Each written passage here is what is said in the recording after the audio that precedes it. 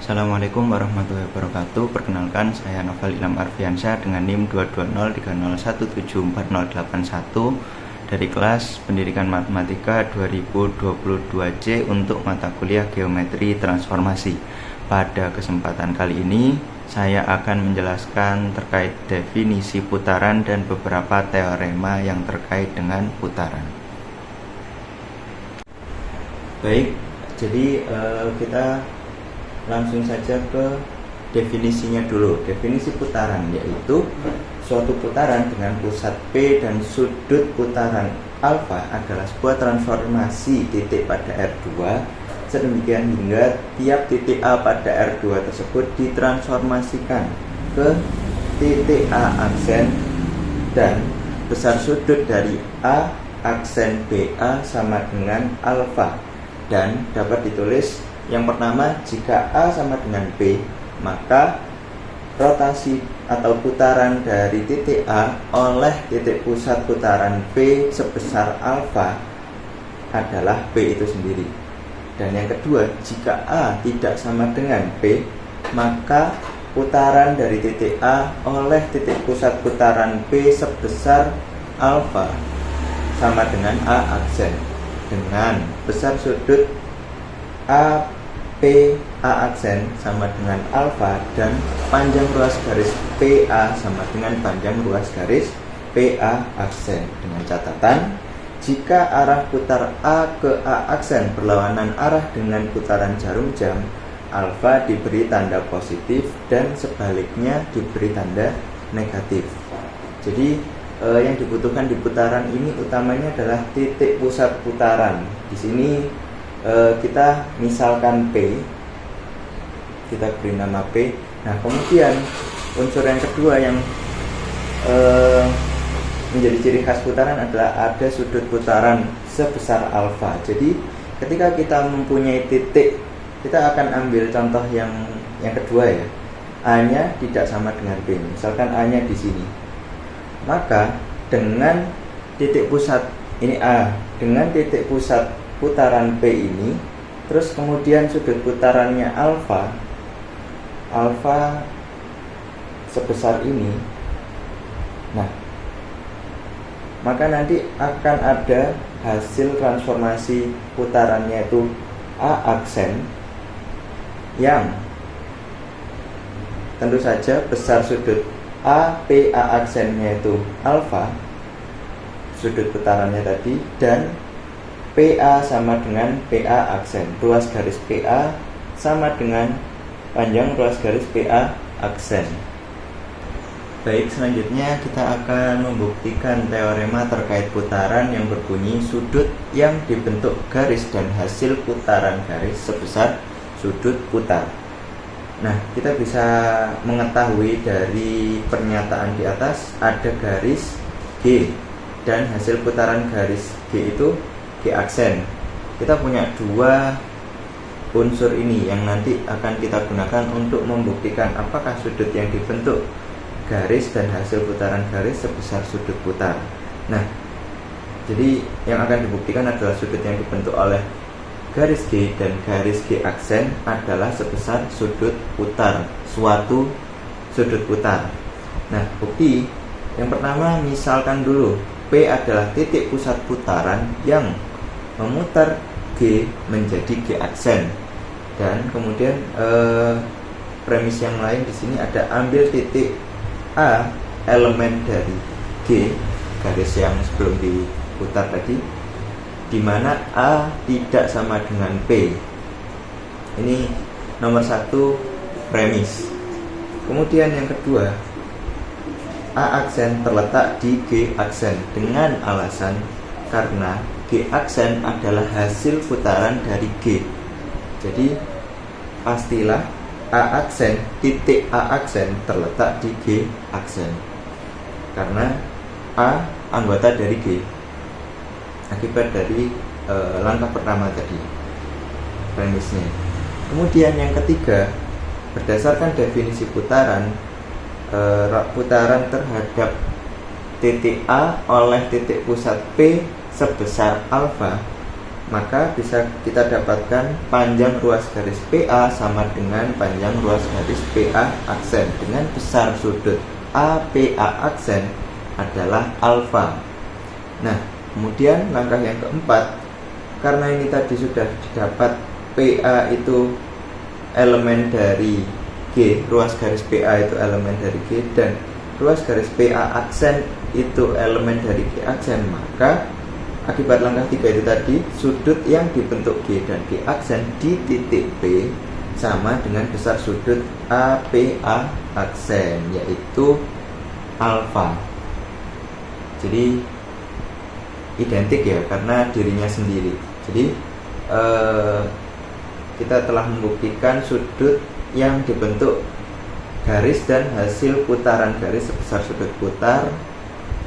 Kita misalkan di sini alfa, sebuah sudut yang besarnya alfa, sehingga pembuktian teorema ini telah terbukti. Baik, selanjutnya adalah teorema yang lain, masih terkait putaran, yang berbunyi komposisi dua pencerminan merupakan putaran. Saya setting dulu fokusnya. Nah, dari pernyataan di atas kita bisa menuliskan di bagian diketahui ada dua cermin, kita kasih nama cermin K dan cermin L. Akan dibuktikan komposisi pencerminan oleh cermin K dan cermin L merupakan putaran dengan bukti. Di sini kita punya dua kasus. Kasus yang pertama adalah ketika cermin K dan cermin L tidak berpotongan. Maka yang pertama, garis K, cermin K sejajar dengan cermin L. Jadi kalau divisualisasikan, di sini ada cermin K, kemudian di sini ada cermin L, dan keduanya sejajar. Ambil titik DR2, misalkan A dengan A bukan anggota dari K dan bukan anggota dari L. Jadi kita menempatkan titik A di selain K dan L. Misal di sini titik A. Nah, kemudian ini masih premis ya. Kemudian didefinisikan MK adalah pencerminan oleh cermin K dan ML adalah pencerminan oleh cermin L. Ini kita buat premisnya lagi, definisi pencerminan yang kita simbolkan MK untuk cermin K dan ML untuk cermin L. Langkah yang ketiga, pencerminan titik A oleh cermin K menghasilkan A aksen dengan di sini ada C elemen dari K, di mana sedemikian hingga AC sama dengan A aksen C. Artinya di sini C itu titik tengahnya, A ruas garis A aksen itu tegak lurus dengan K. Jadi jika digambarkan di sini ada A aksen, di sini ada C. Nah, ini sama panjang dan tegak lurus. Kemudian pencerminan A aksen oleh cermin L, berarti di sini ada A aksen, terus ini cermin L-nya. Kira-kira segini. A double aksen dengan di situ ada D anggota L yang A aksen D sama dengan A double aksen D. A ruas garis A aksen A double aksen itu tegak lurus dengan L. Jadi jika digambarkan, nah ini sama panjang dan ini tegak lurus. Di sini ada D. Ini berdasarkan definisi pencerminan. Kemudian langkah yang keempat, kita buat postulat jarak A double aksen panjangnya sama dengan AC ditambah A aksen C ditambah A aksen D ditambah D A double aksen. Nah, di sini karena berdasarkan definisi pencerminan tadi AC sama dengan A aksen C, maka ini bisa kita substitusi. Kemudian A aksen D sama dengan A double aksen D, maka Ini bisa kita substitusi sehingga kita rapatkan menjadi AA double aksen sama dengan 2 kali A aksen C plus A aksen D. Nah, setelah dapat seperti itu, selanjutnya yang kelima, komposisi pencerminan oleh cermin K dan cermin L merupakan putaran. Ini terbukti karena dapat ditemukan P titik pusat putaran. Nah, sekaligus sebagai titik tengah A double aksen, ruas garis A double aksen. Artinya apa? Ini kan karena tegak lurus dengan K, tegak lurus dengan L, maka A double aksen, ruas garis ini itu sebuah garis lurus karena keduanya masing-masing tegak tegak lurus dengan K dan L, maka dapat dipastikan A double aksen ini garis lurus yang nomor 4 tadi, maka sudutnya pasti alfanya 180, sehingga terbukti jika kasus pertama cermin K dan L tidak berpotongan, memenuhi bahwa hasilnya adalah putaran. Ini terbukti. Baik, selanjutnya untuk bukti yang kasus kedua ketika cermin K dan L berpotongan, maka yang pertama adalah garis K dan garis L pasti tidak sejajar dan memiliki titik potong, dan kita kasih nama O adalah titik potong dari garis K dan L, cermin K dan cermin L. Kemudian ambil titik di R2, misalkan A itu bukan K dan bukan anggota dari L. Ketika kita gambarkan berpotongan, sehingga di sini misal ada garis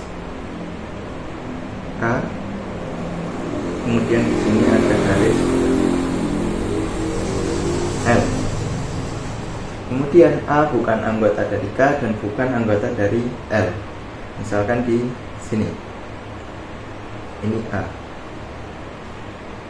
Oke, selanjutnya yang kedua, berdasarkan definisi pencerminan, ketika dicerminkan titik A menghasilkan A aksen dengan AC sama dengan A aksen C, kemudian ruas garis OC tegak lurus dengan A aksen, ruas garis A aksen. C nya anggota dari K, jadi bisa kita lukis di sini. Nah, ini A aksen, ini C, kemudian ini tegak lurus dan sama panjang. Kemudian ketika A aksen dicerminkan oleh cermin L, maka menghasilkan A double aksen dengan D anggota L, sedemikian hingga A aksen D panjangnya sama dengan A double aksen D. Di sini ada D, kemudian di sini ada A double aksen. Kita tarik, maka panjangnya sama dan tegak lurus. Karena di sini L-nya sebagai garis sumbu dari ruas garis A aksen A double aksen berdasarkan definisi pencerminan. Ini karena komposisi, jadi kita cerminkan 2 kali. Nah, kemudian pandang segitiga AOC dan segitiga A aksen OC.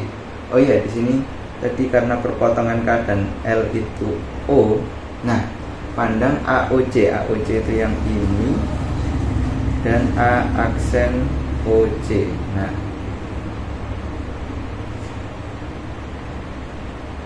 di sini OC dan OC ruas garisnya kongruen karena dirinya sendiri. Kemudian sudut ACO kongruen dengan sudut A aksen CO karena tegak lurus.